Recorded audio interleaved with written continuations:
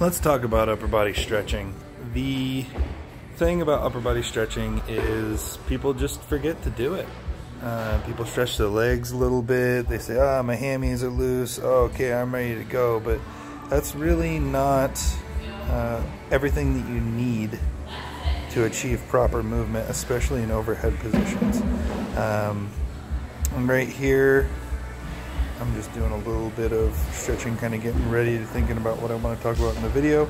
All you're going to need is a PVC for this, and we're going to get started. So the first thing and most important thing in my opinion is going through shoulder circles. So you can see there's 4 positions that I like to go through, and I'll describe them a little bit more in detail after you see the shoulder circles, but there's 1, 2, 3, 4.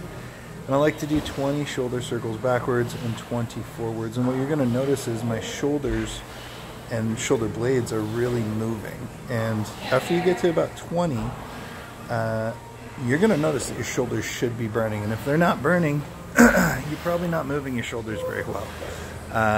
One of the best things you can do is just move them. So position 1, palms facing me, shoulders all the way down. Position 2, palms facing each other, shoulders all the way forward.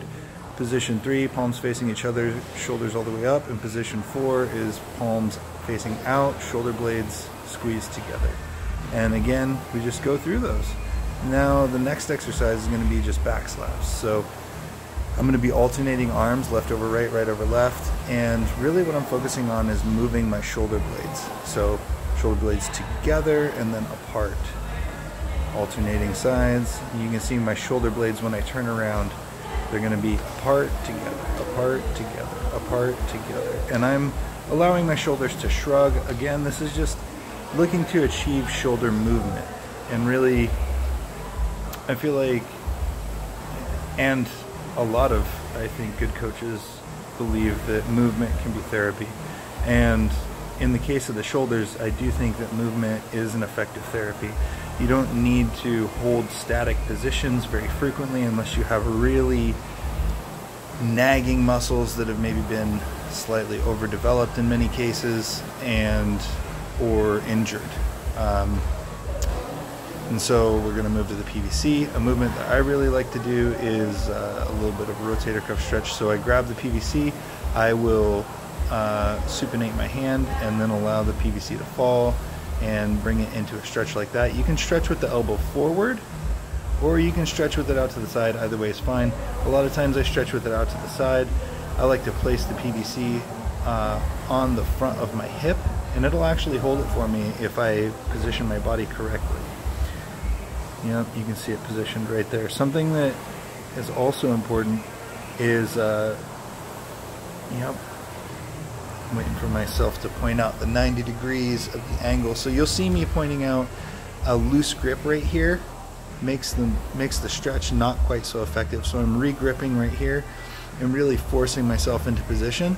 That elbow needs to maintain a 90-degree angle. And if you can't do that, then it's not going to be as effective of a stretch.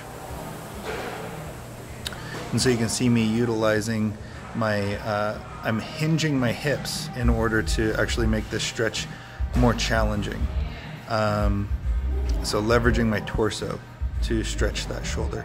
Next thing we're going to do is shoulder dislocates. Firm grip, strong wrists, locked elbows all the way back. My wrist is actually a little bit tight. And what happens to a lot of people is they grip the bar very loosely. You don't want to do that. You want to make sure that your grip is very firm. Locked elbows, locked wrists.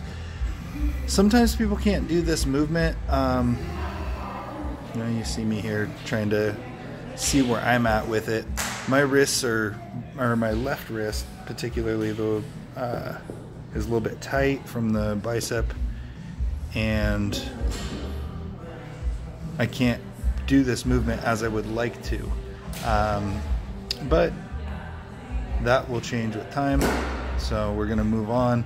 We're going to talk a little bit about tricep and lat, a little bit about chest and bicep. But first we're going to do a little bit of lat. I like to do this on a elevated surface. You can do it on a wall, you can do it on a box, you can do it on a banister, you can do it single-sided like this.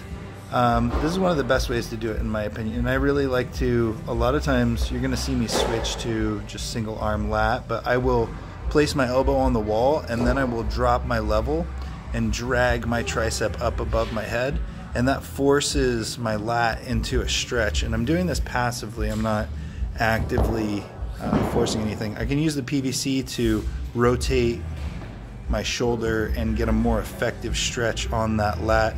Again, I would just encourage playing with it. When we're stretching, we're really just looking for the tightest spots, the positions that we're really uncomfortable in, that we really need to be a little bit better in. This is a pec stretch that I like to do a lot of times. So that's a little bit of a bicep and then a pec. Typically I'll spend a little bit more time on those, but I really don't train my pecs very often. I don't train my biceps very directly.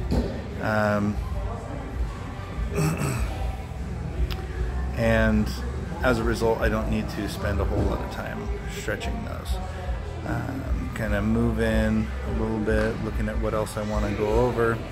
The next thing we really need to talk about is the tricep. This is one that's really neglected. It's not enough to just push the wrist back to the shoulder. You need to really protract, push that shoulder forward as you push the wrist to the shoulder. And what's going to happen is you feel all of the stretch come on as you protract the shoulder. So pushing that elbow forward, and you really feel that stretch pushing that wrist back to the same side shoulder. I like to do this with my palm facing out and my palm facing in. I do it on both sides. This is probably my favorite tricep stretch. And I also like to utilize some lacrosse ball myofascial release, typically on tables or something of this nature, to just beat up my tricep, because adhesions can definitely hinder a tricep's ability to generate force and move. So right here I'm going to go through a little bit of forearm stuff and just wrapping up the rest of it. And again, as with all stretching, really you need to find what's tight on you. You need to stretch in a way that is conducive for you as an individual. There's no one correct way to do it. I highly suggest stretching and being able to breathe through all of your stretching, and I'm happy to field any questions for you guys. I look forward to filming another one of these at some point where I can actually talk while I'm filming. So thanks for watching, and I'll catch you guys in the next one.